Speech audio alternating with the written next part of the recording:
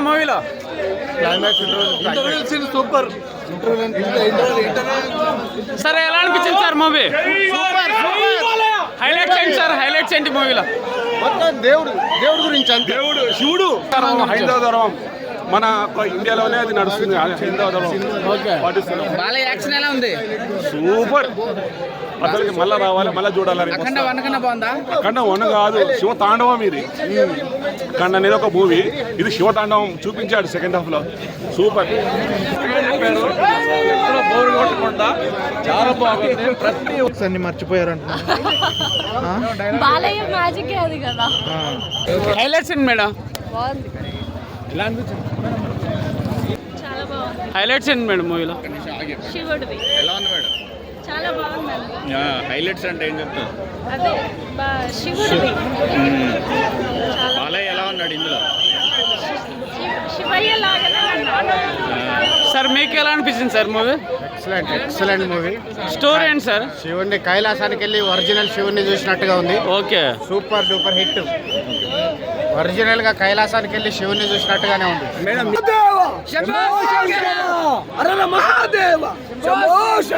అందరికి పూనకాలు వస్తాయి.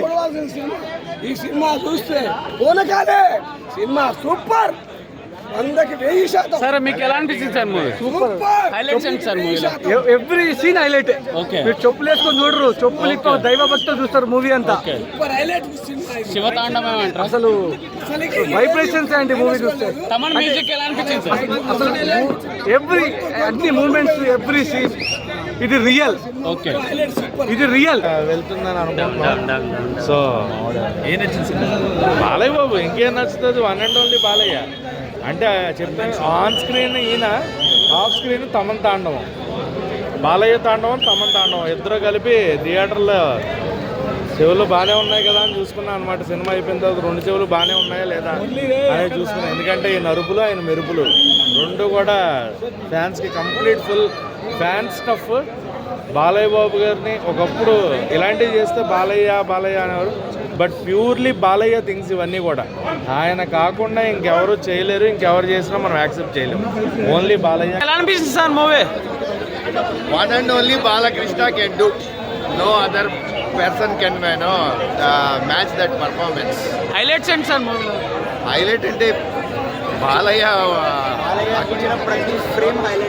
Highlight scene and second half total గా మొత్తం మోగిపోయింది. అఘోరా గెటప్ లో బాలయ్యని చూస్తుంటే ఆ సాక్షాత్తు శివుడే కిందకు వచ్చినట్టుంది.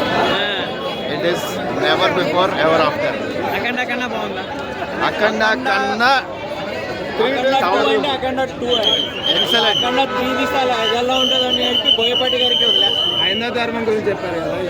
సనాతన ధర్మం గురించి, దాని గొప్పదనం గురించి చెప్పాడు. ఇప్పుడున్న జనరేషన్కి ఏంటి అంటే అసలు హిందువులు అంటే ఏంటి అనేది చక్కగా చూపెట్టారు. ప్రతి ఒక్కరు చూడాల్సింది ఇప్పుడు జనరేషన్.